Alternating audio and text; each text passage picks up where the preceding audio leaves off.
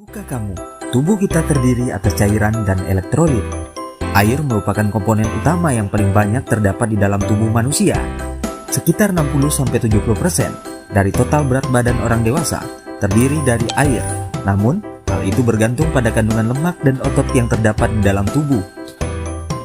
Fungsi cairan diantaranya adalah sebagai sarana untuk mengangkut zat makanan ke sel, mengeluarkan buangan sel, dan untuk metabolisme sel. Sedangkan, elektrolit merupakan mineral yang memiliki muatan positif dan negatif ketika larutan dalam cairan tubuh dan memiliki fungsi utama untuk menjaga organ tubuh agar berfungsi normal.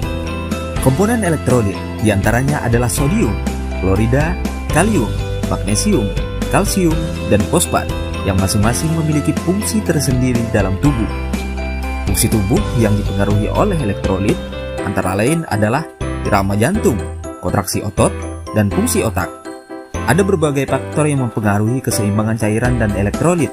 Faktor-faktor tersebut memiliki perannya masing-masing dalam tubuh kita. Secara alamiah, tubuh akan berusaha untuk mempertahankan keseimbangan cairan. Ketidakseimbangan dapat terjadi karena adanya dehidrasi dan intoksikasi air. Dehidrasi berarti kehilangan air secara berlebihan. Sedangkan intoksikasi air berarti kelebihan air. Konsumsi air dalam tubuh diatur oleh rasa haus. Apabila konsentrasi bahan-bahan dalam darah tinggi, berarti tubuh memerlukan cairan. Bahan-bahan tersebut akan menarik air dari kelenjar ludah. Akibatnya, mulut menjadi kering dan timbul keinginan untuk minum. Mekanisme ini diatur oleh hipotalamus. Pengeluaran air dari dalam tubuh diatur oleh ginjal dan otak. Apabila volume dan tekanan darah terlalu rendah atau konsentrasi garam di dalam darah terlalu tinggi, hipotalamus akan memberikan perintah pada kelenjar pituitari untuk menghasilkan hormon ADH atau antidiuretik hormon. ADH mempengaruhi ginjal untuk menahan dan menyerap kembali air dan mengedarkannya kembali ke seluruh tubuh. Sehingga semakin banyak cairan yang diperlukan tubuh, maka akan sedikit pula cairan yang dikeluarkan dari dalam tubuh.